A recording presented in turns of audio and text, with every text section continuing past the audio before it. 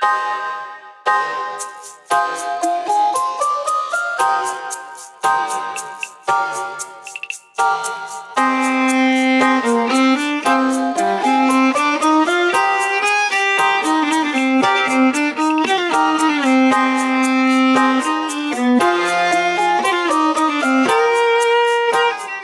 common to think that drawing is difficult because we don't know the right techniques or because we don't have the dexterity to draw a straight line, which can be true enough.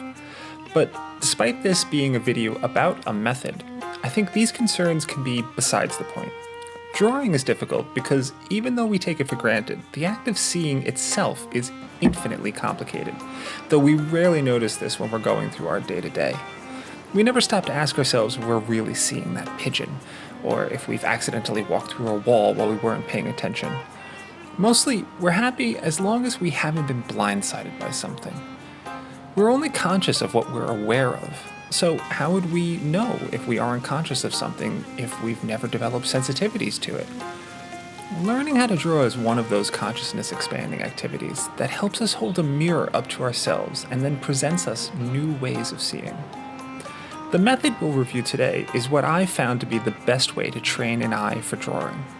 I'll first give an example, measuring the Art Deco Athena on the facade of the Brooklyn Public Library, as shown here.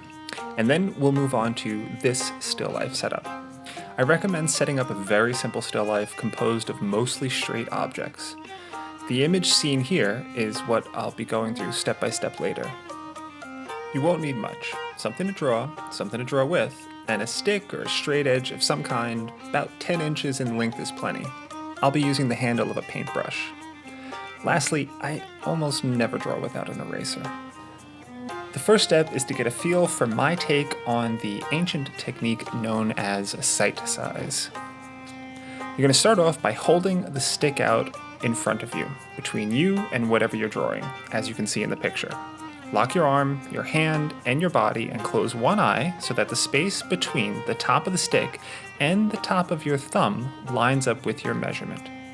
Pretend you're pinching the object between the top of the stick and the top of your thumb with as much precision as you can manage. Get the hang of this, looking at several different measurements around the room. And when you're comfortable with it, you'll have become comfortable with technique number 1. So I recommend lining up the topmost measurement with the top of your composition, kind of obviously, and the top of your thumb should be then thereby lined up with the middle of the composition. So just make an estimate. It's not going to be always as obvious as it is in Athena here, where the middle is, but you're going to figure out roughly where it is. Get as close as you can to some key spot that you can identify clearly in your composition. Gauging distances like this can be difficult at first, but once you get the hang of it, it's easy as peas. For Athena here, I'm choosing the fold of her toga, around where her navel would be, as the middle and the top of her helmet as the top. Get a rough estimate of the size at first, and then line up the top of the stick with the top, and then shift your thumb until the top of your thumb lines up with the middle of your measurement. So once you've accurately gotten that measurement, hold it to your stick and put your stick on your paper. Without moving the stick, make a mark at the top of the stick and at the top of where your thumb is. So you'll have 2 dots. And then between those 2 points, you've got your first measurement. This sets the standard for the rest of the drawing. You then repeat this between the middle of your composition, which is the same place you had your thumb during the last measurement at the bottom, and the bottom of the composition. So the top of the stick is the middle of the composition, and the top of your thumb is now the bottom of your composition. And you're going to get that measurement again, and repeat the same process. After you're confident with the placement of your composition, you can begin to get the measurements of other features that are obvious. For instance, here I'm going to take a measurement of Athena's head, of her owl, and of the shield.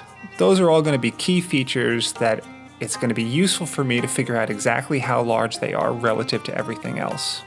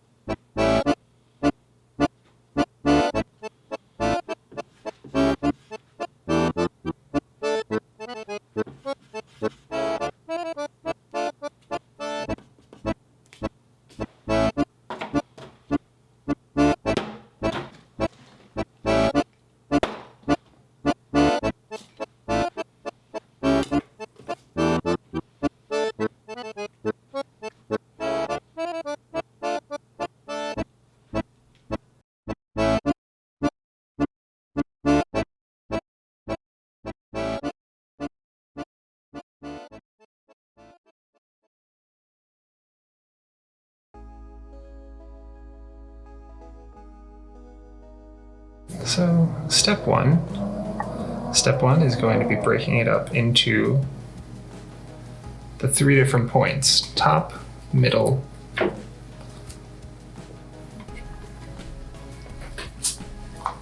and bottom.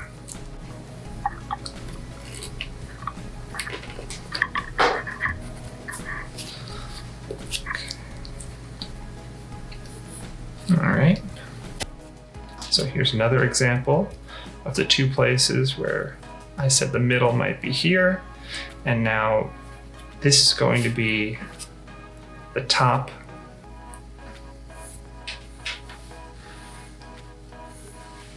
of that middle box of our Nintendo. The top of the Nintendo here. And we just have to set that in. Make your marks lightly. Ideally, the mark should be as light as possible so that later on it's easy to erase them if an adjustment needs to be made. In this arrangement, we have many areas, lots of different sections that we can use to help guide us and figure out where the position of all the elements are relative to one another. And that's one of the places that you want to be thinking of at all times, figuring out where one point that we've established, for instance, it could be this middle point, or it could now be this corner point. We've established where this corner is, so that's now a point that we can use moving forward. And this corner here is also going to be a standard by which all of the other points in our arrangement are going to be judged.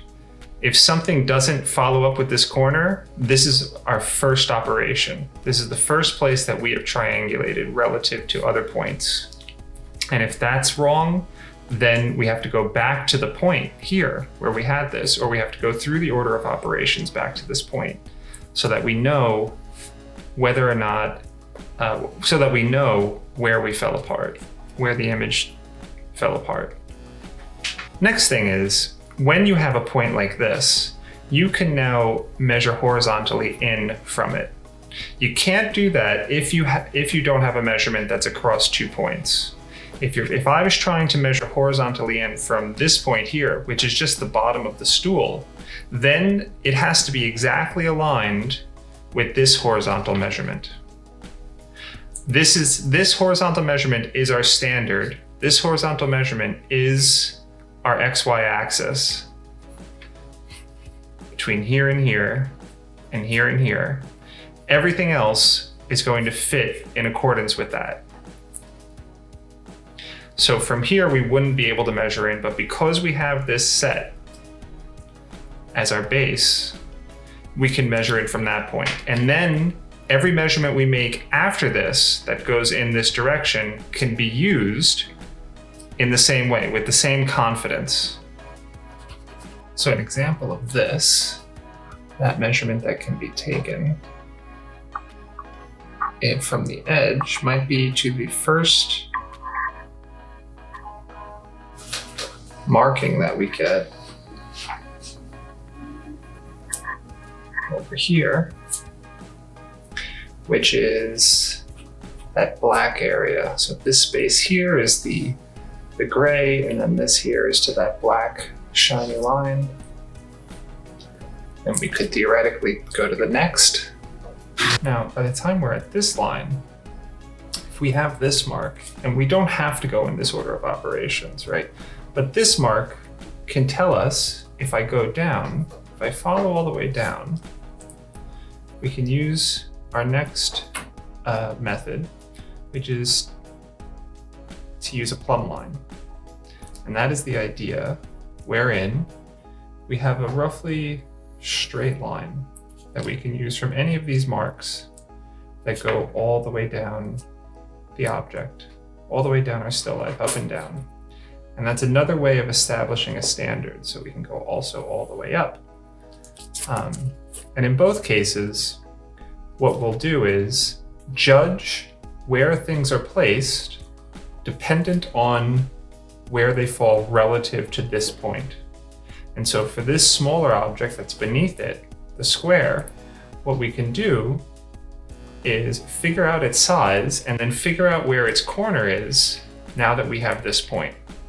So its size, we can figure out. We have this, which we might have made the bottom of the box if we had initially chosen to do so. But instead we have to make a little bit of a measurement between here and here where the box sits. So we can go ahead and do that, or we can use our plumb line. Okay. Use our plumb line and look at where it meets this point on the bottom.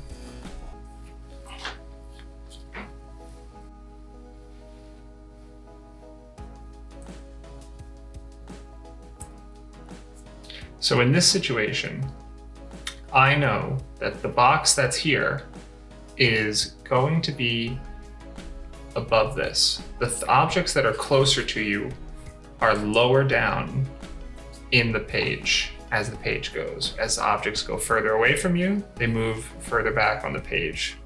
That's most of the time, unless we're playing with ideas in different forms of optics and optical illusions and abstractions. That's going to be a pretty decent standard to go by. So because of that idea, we'll know that this box is in front of this point, which is the edge of the stool. And because the edge of the stool is here, I know that this point has to be a little bit in front of it because the box is overhanging it. So I can make that mark there. All right. And I have this mark. I can make that there. And I'll know that this is roughly where the top is. Now the next thing that I can do is using this plumb line, I can make this measurement. So I can make this measurement and see where that fits. And what happens in this is this can be precise enough that if I guess this measurement, and I have my mark here and I look at it, if I held that up to see if it fit, it should correspond. It should fit exactly. Right, so in this situation, it was a little bit smaller, something like that. And so if that mark's correct, then this should roughly correspond with its following mark down here, because the box is straight. And so then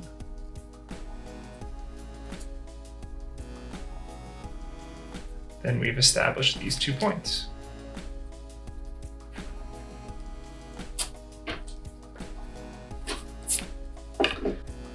So that's technique 2, the plumb line.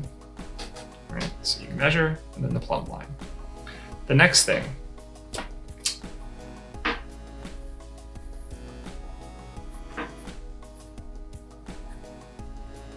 is measuring angle.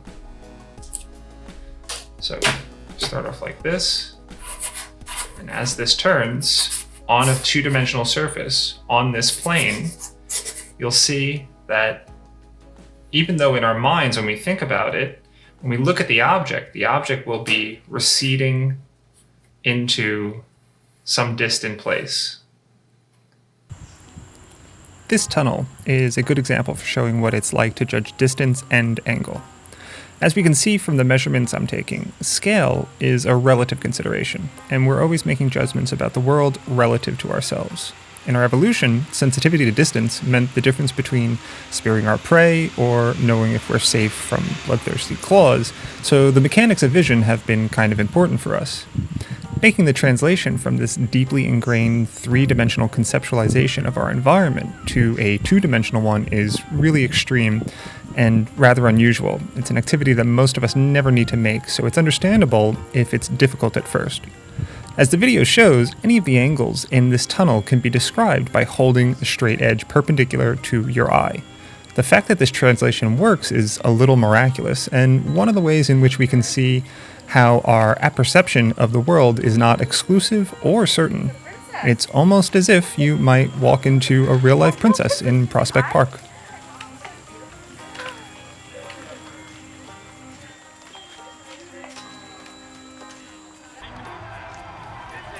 Here will be another example. Our standard will be the cheesy animation of a Doctor Who 3D cube. end a 2D square, which will correspond to the front of the cube. If you pause at any point when the shapes are moving, you will see how the shape of the squares align with the cube by its angle, like the angle of its corner. When we're learning to draw, it's useful to first simplify what's in front of us down to its parts or sections, like the angle on the corner of the cube. It becomes much easier to visually describe what you're seeing when you aren't thinking about what you think it is. It's not a space cube or a person or Brooklyn's Grand Army Arch. It's a set of relationships that you're defining as you draw what you see. This is one of the many ways to measure the world with our eyes. With this, it won't matter your perspective. The method of measuring remains the same. First thing to do will be to measure the size of it, and then we can figure out where that position is. There's a very small incline in this, even though it looks like a lot here. I think it looks like a lot relative to this point.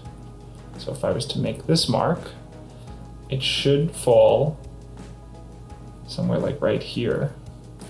I can use any of these points because all of these are like well-defined points up to here.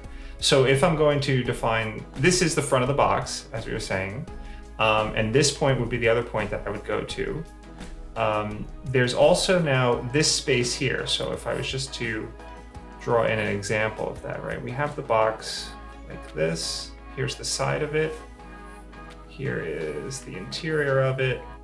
And you can't really see the top, but this is the back, that's here.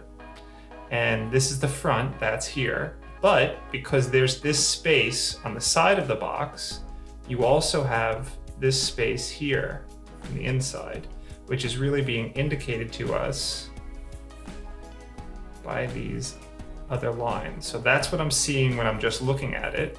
But to get this, that's an abstraction. To get this to be specific, this point and this point, I have to try and measure them out as best as possible. It's this point that's close to us this way, and this point is that way. But as we're looking at it, we're looking at it in a direction where it's just a flat line on top. We can't see any other distinctions there.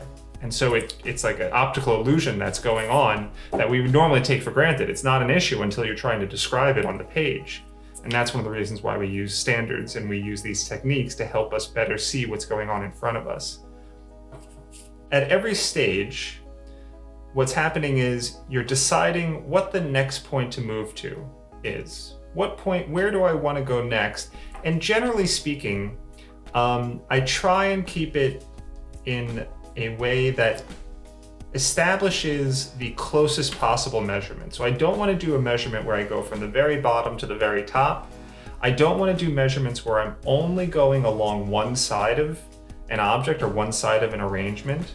That's especially true with things like faces or organic shapes. If you only follow the outside of an object, then what's going to happen is this line is going to end up being longer than the actual space that you've established for that object. So by the time you get to some place like maybe halfway through, like what we have here, jump to the other side. Keep going to another space that isn't the same path that you were finding, but pick up on a path that you know that is correctly placed. And when you have that, you've arranged another way moving forward through the entire description of the arrangement. Part of the exercise of this method is to try and get in tune with your process of working through the space. What normally happens is you go to do your drawing and you have a bunch of habits that you're going through that you're struggling with, and you'll often just skip over them. So instead of skipping over, instead of faking it, instead of trying to just give a description that's good enough, what this does is it focuses you in on the standard, on the unit that you're using. And that helps you keep track of how you're looking and the way that you're looking at the object. If there was a place in this arrangement where you thought, I can't do that, I'll just go through it quickly. The equivalent of, I can't draw that person, I'll just draw the image of a person, right? This is the equivalent. You're making an abstraction that says the message of what's going on, right? And that explains what's going on there to everybody else sufficiently. But in the drawing, the standard that you're setting for yourself, what makes it sufficient? And there is no standard. Like, you just have to put as much effort as you possibly can into it and really test yourself as you're working through this thing in order for you to grow. So you're always setting the standard for yourself. And this gives you a way of actually developing your skills in a variety of different ways. And it's training your eye. Like, the whole point is that this is training your eye more than it's just training you how to draw. There's other kind of complications and techniques and methods and ways of thinking about this that address things like quality of line or shading, a lot of the other stuff that we think of initially when we're working on learning to draw. So here we have a point where I'm looking at this point and this point, and the stool comes out and goes like something like that. And so I'm trying to figure out where this point and this point is.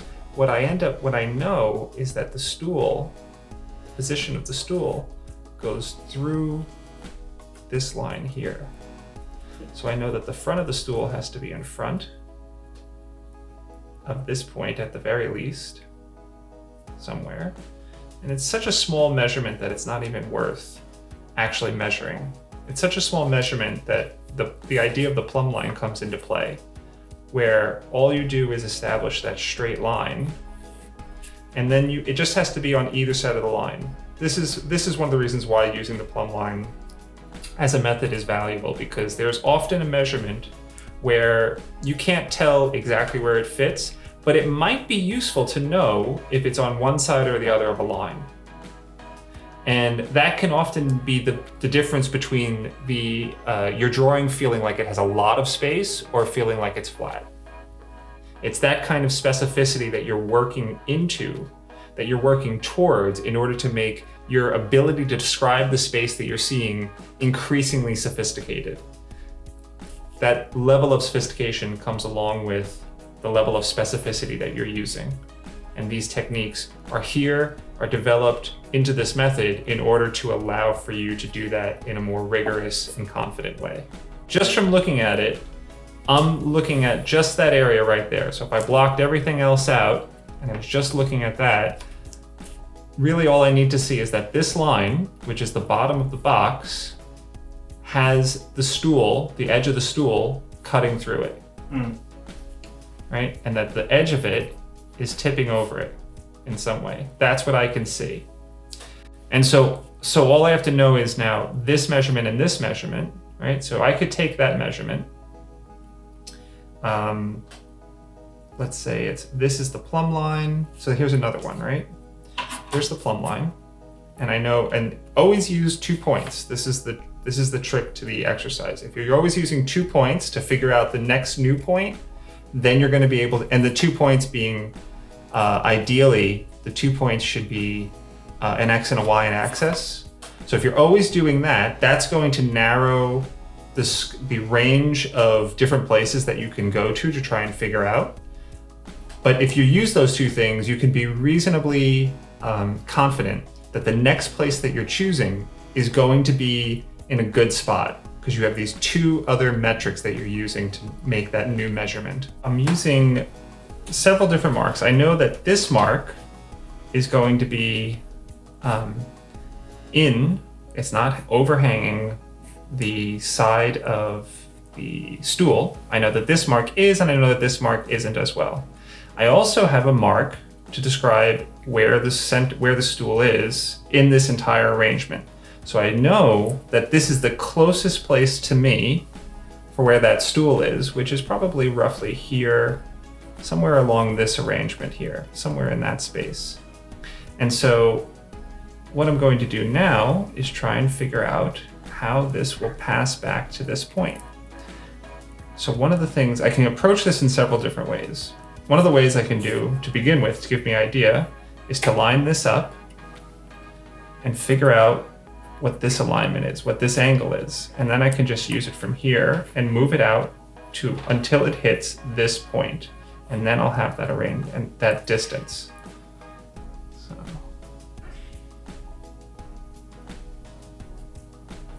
there we go.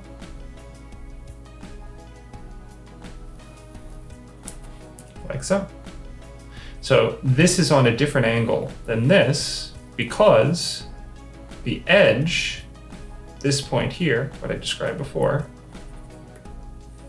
these are all squished together from my perspective right now.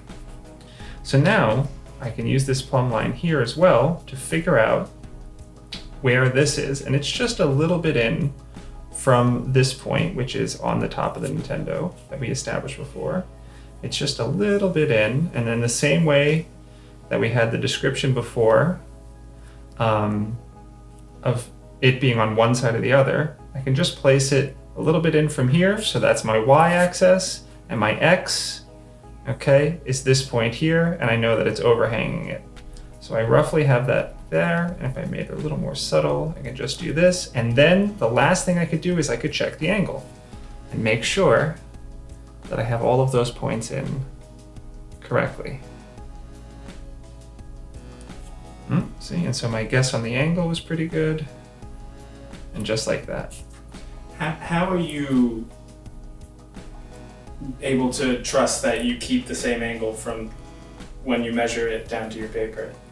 Yeah, that's a pretty good question. So one of the things that I'm doing to keep that angle straight is I'm sort of locking everything below my elbow. So I lock my shoulder, or my shoulder is where everything pivots from when I move that.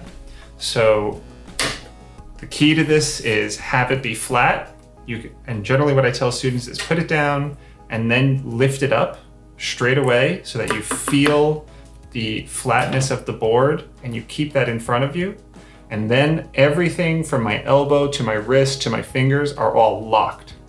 And I'm just moving, pivoting from my shoulder. And if I have to move like this, maybe a little bit from my elbow, but most, like my hand is locked once I start here. Lift it up and then make my motions, right? And that's how. It takes a little bit of practice, like a lot of this exercise. Just the first time you do it, it's almost certainly going to feel strange. And then as you see how it feels strange because you're seeing the world incorrectly so much of the time, or you're seeing the world without a standard. So you're now applying a new standard. But it only takes a couple of times and then it starts to make sense. So let's see here. So now I'm getting in the shape of the box really quite well, quite clearly. We have this mark here. It should be straight. The other thing is on boxes, every parallel line, so here and here and here and here and here and here, all parallel lines are going to be at the same angle. So this line here should be the same angle up here as it is here. So what I can do is two things. One, I could use that angle already. Just take it and move it up here, and then I'll know it's that point. And I can put it in. Or I can actually measure it. And in this situation, since the top is going to be just a bit above that. See, that wouldn't even apply in this situation. It applies in other situations. In this one, because my eye level is here, this is up. Because my eye level is in between this space, this is going to go down, and this is going to go up. And this goes up just enough so that this line matches with this. All right, so now let's move on away from this part.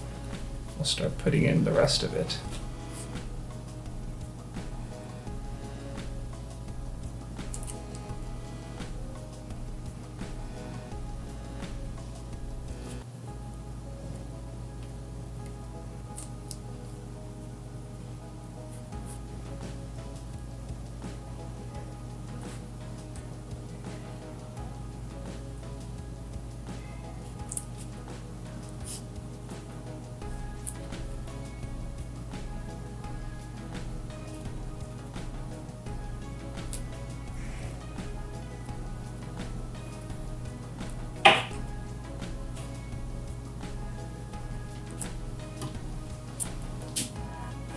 here you can use it because this line will be the same as that.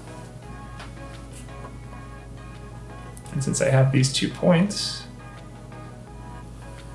I can connect them just like this.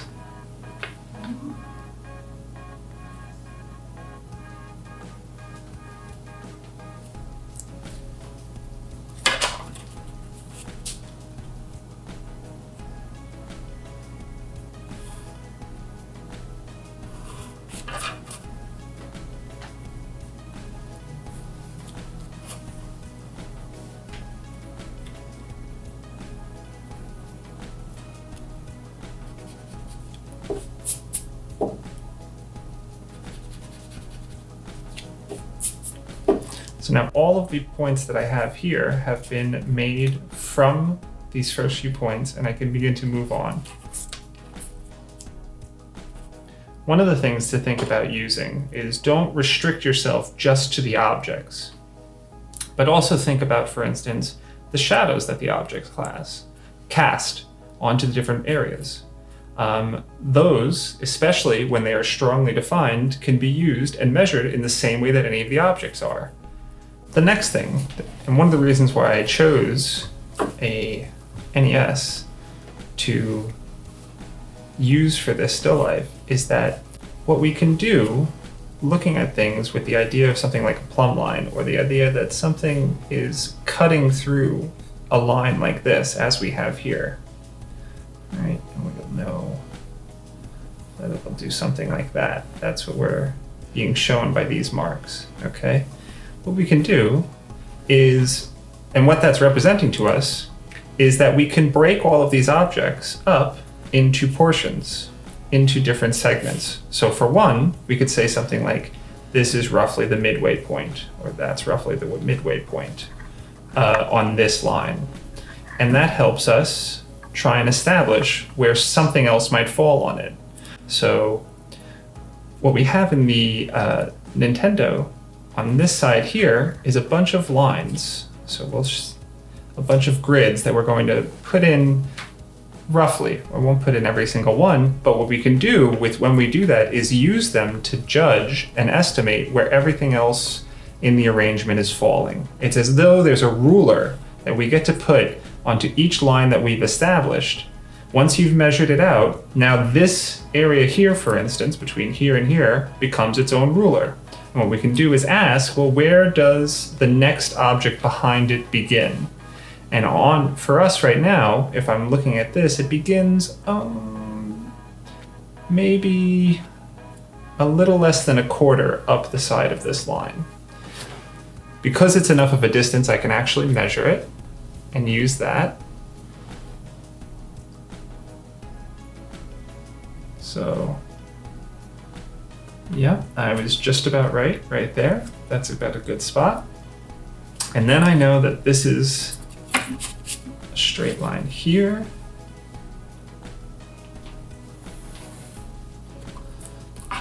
So I have that point and I have this point. And if we put them together, here we have this space here where all of those lines are. Then we could look at this again, now that we've cut it in a section, and we can say, okay, what's the next point? What's the next closest point that'll help us establish the next area? And there's a black space here where the plastic is black. Instead of guessing how big that is, we can also use this space here to say how far up it goes. And it's a bit above the midline. So between here and here, the middle is about there. And say it's something like this. You can gauge this way. This is a technique that you can use to judge by your eye, just by eye. And then let's say I begin doing that and I say, I guess it's there. Well, now you can test it.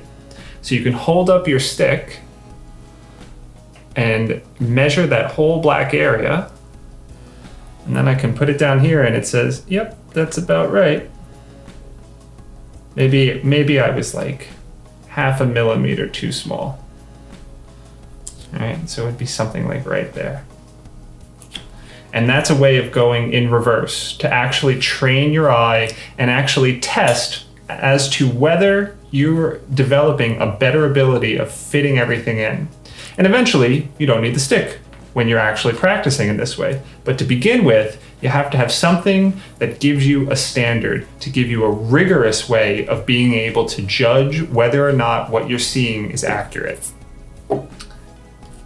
Sometimes you see how I think this measurement here was just a little bit off. It was off by probably roughly that much space. So I moved this up and I moved that up. And then I could use this initial measurement that I first took and I said, oh, that looks too small. So this measurement here to here, I moved it up, the whole thing up the same amount. And now this being here looks more accurate to me. It looked way off and problematic, but now it looked accurate. And so then I also judged the side here. I know that this is accurate. I measured this to double check. So I used another measurement from earlier on to double check, and that was accurate. So that way you can go back in time and verify. That was one such example. So this being here means this is not there. This is here. And now this line, I can double check. So I have this line here. I measured it up from this distance. Let me check going down.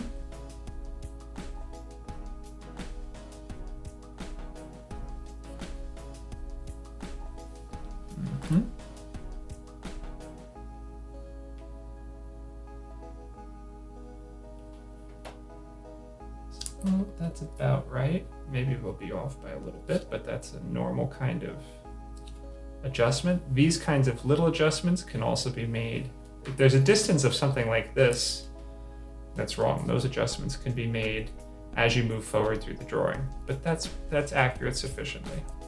This point then can establish the distance, can establish a horizontal to this side, because now we've judged it coming from the top and from the bottom. And that's another useful way. So that's not using necessarily the XY axis, but it's just using the Y axis from two different points, because we already have the X established and we're not establishing where that X is yet. That's been made from the start. So this point here, we could put in.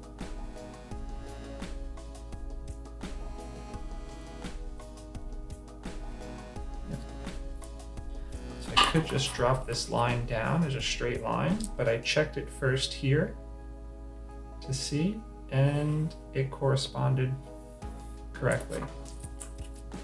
So it worked.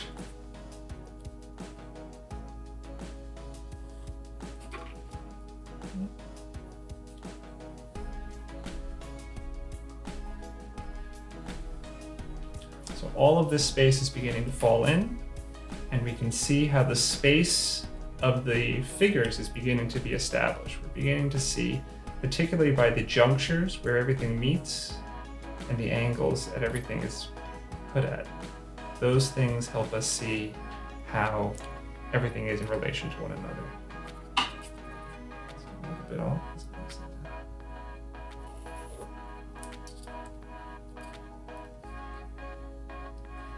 So same here.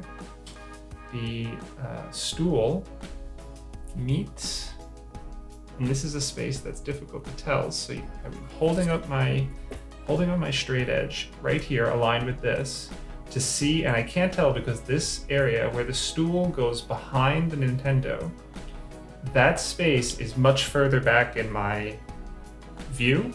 So it's actually difficult to tell whether it's aligned or whether it's below it or above it. So if I hold this up as a straight edge, is what I'm doing, and I can better see where it is, and it's a fair amount below. Maybe that far below. So this is the back of the stool, this is the front of the stool.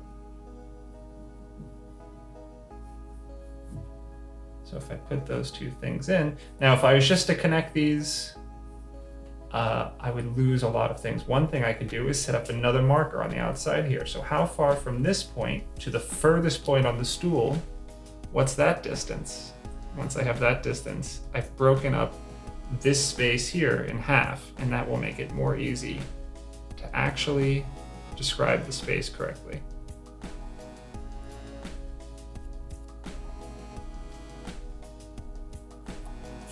So it goes out that far. And you can put these in as a place marker, and you can refine these even more to see what that arc is by breaking it up again. And that's always a way, always breaking these up as you would in calculus. You would break these things up into halves, and as you break it up into half, you make the measurement a little bit easier to figure out. Okay, so that's established, and then we can move on. Let's figure out the next object, for instance. So here, moving forward, there's an object right here. There's a box. Okay. And let's have a shorthand for the box here. It looks something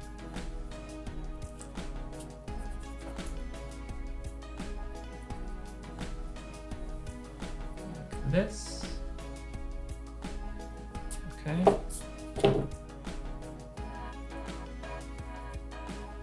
And then on the inside, I can't see the top, but then it goes down. And it's down like that. And then it goes between these 2 points. So even when you're doing something like make this line, you can just keep in mind where this point is and that point, and make the angle between the two. That's another way of, quick and dirty way of figuring out an angle that disappears. Continue it with your mind. Okay, so I'll have this point here, and this box that looks like this is over here somewhere.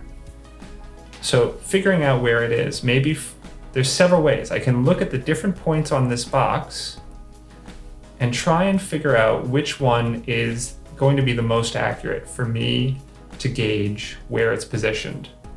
So the first thing might be, is this point above or below either of these points that are closest to me on the bottom? And you can hold up your straight edge to check if it's not obvious. And sometimes it's always good to do it just in case, because maybe it's not obvious. And actually, this point and this point are very much in line. And if I'm just looking at it, that is not even remotely obvious. So that's one point of information. Now, because it's so uncertain, I might want to check another point, right? So that might be my X. That might give a horizontal that is accurate. It might, but it's just one point of information. So in theory, this might sit there. But let's check again. Let's see how else we can go about figuring this out. So we know that this line, the bottom of the Nintendo, goes across here, all right? And so that's another point we can use. We can measure from here to how far out the actual object goes.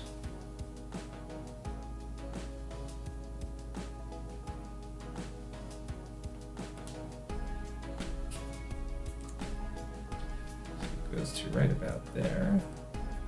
Let's say it's in that space. And then we can measure from this point down. That would be one way we could go. And we'll know that this point here should fit within these two spaces. And if that's wrong, well, let's try another one. Let's see if there's another way we can go about this. And it could be that we could decide going from the top might be the better way, actually. So it's all about this path finding. You test different things out, and until you're certain that that's the place where it is, there's normally another way that you can go about this to figure out how to establish where everything is situated. And how you move about this gives you a sense, it develops in you an ability to kind of position everything multiple times. So don't feel bad if it becomes difficult in one way or another, because that's going to be the place where you're really going to learn the best. That's going to be the place where you're hitting the complications in the way that you look at the world specific to you. And it's going to be different and difficult for everybody in a different way.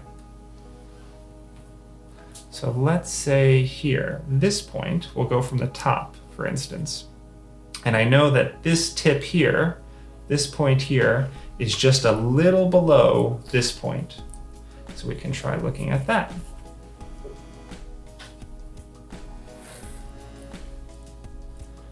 This goes to right about there.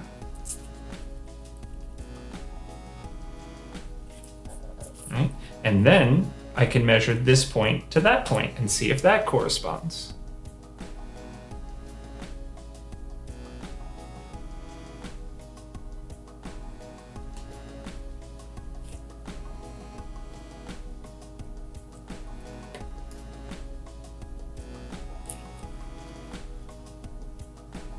So this, because I've done it two different ways, and both of these, this way and this way, told me that the measurement was down here, this initial line, this horizontal line that I chose, I'm going to jettison that. That's gone. That one might be off because I'm adjusting a little bit as I'm looking at it. So I have two ways that I've established that the line is right about there.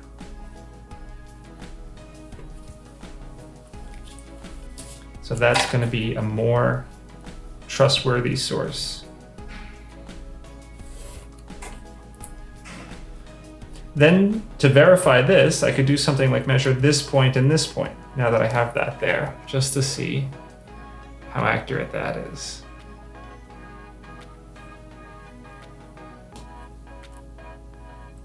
And it's right on. So when it falls right on, you can then take it a step further and really figure something out. For instance, there's a shadow in here that comes out, it falls about this point, it's at about this angle, it cuts like this, and then it comes straight up and down like that. That's about the shadow that's there. How I just measured that with my eye is the way I was able to measure it. I did it the same way that I'm showing you with the stick. So if I could measure from this point to this point, for instance, that would be able to establish another metric.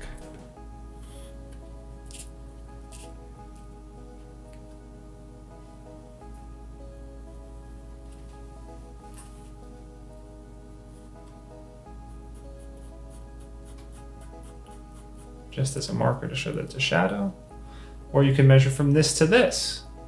And actually, I think probably this is a little bit more.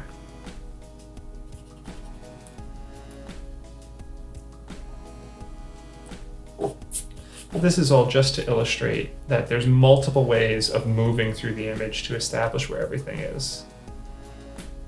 So this point here is the same as this, and we can see that it moves up. And so there's another point up here, there's another edge that we can use. And I know that this edge is above this point because there's a line that goes across the entire box here. And just like we had here, it goes in between this space. So it's an even more shallow distance here. So then the key is to figure out where this point is. And this point is associated with the box by being in from this distance. So what we can do is figure out a measurement that fits that. There just so happens to be a square here that I can use.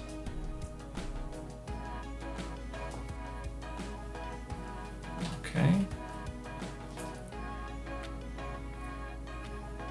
And that falls about there. So that goes down.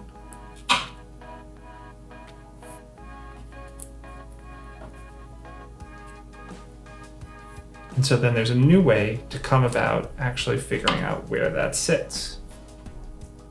And this moves up. Well, I do about right here. And then the space of this goes out.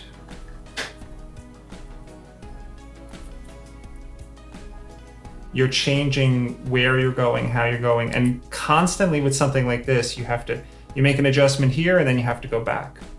Oh. And you have to move stuff. So, and that's dependent on how you're actually moving through. And you might find that initially, one measurement that you make in one place isn't quite in the right place as another. Like for instance, this measurement here, if I look at it, I can see maybe it's the same as this measurement. So that would be just a new way of judging.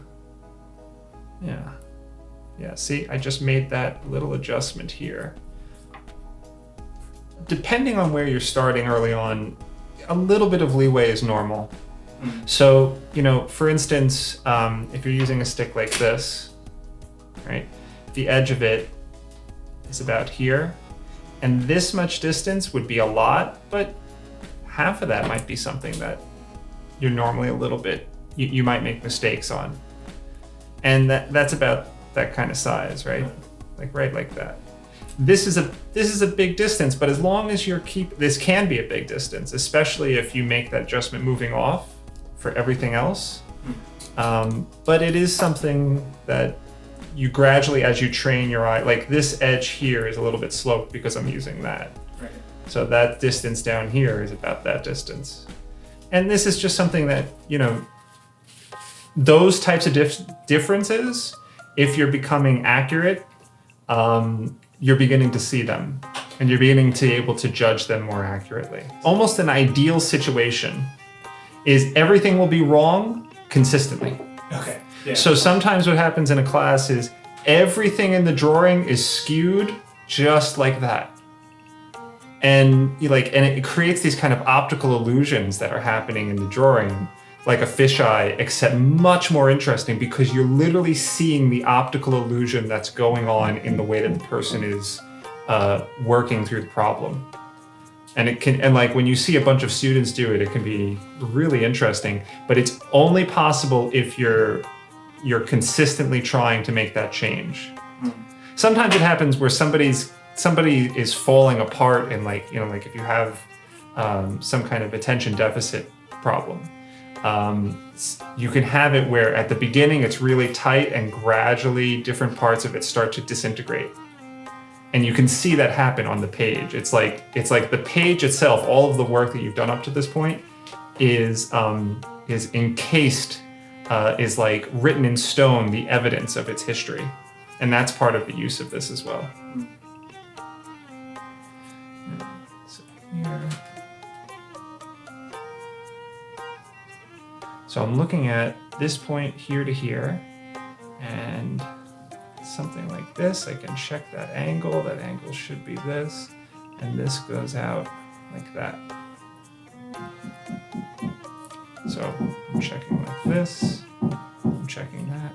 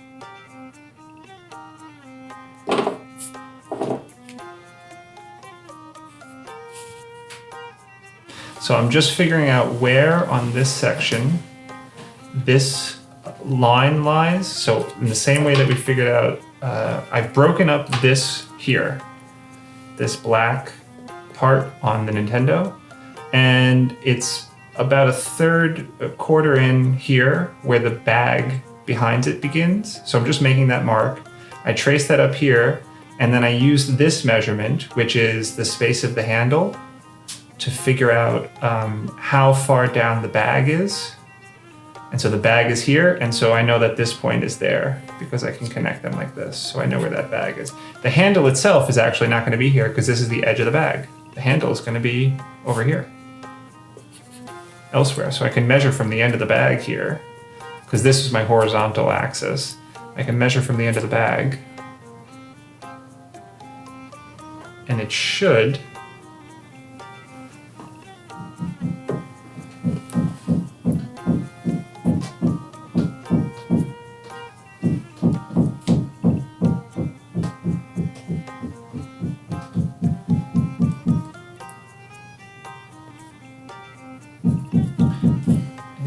go off this way. So then I would check this point, and I know that this point, the end of the bag, is off a little bit further. It's over here. So we'll just have to erase that. It's simple.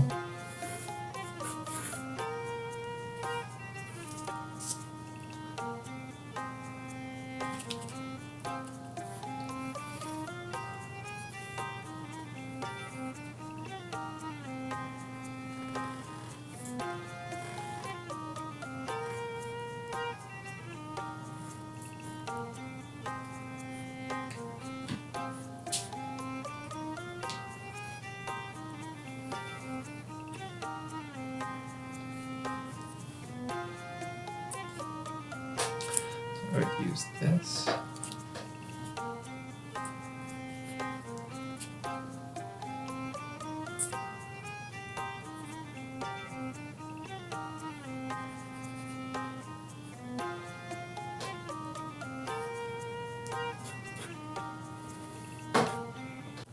So at this point, you have where everything's established, where everything is fitting relative to one another. And then you can begin to elaborate. You could begin to, all of these marks are pretty easily erased. All of these marks are pretty easily established. And so I'll just go through making clarity. And one of the best ways to make the space a bit clear is to figure out these junctures and where the different shapes and objects are meeting. And with your line, just make sure that they are meeting in the exact right place. And as you do that, with the intensity of the line, that will establish the space of the object. What am I doing? Oh yeah, all right. Let's just do it. Yeah.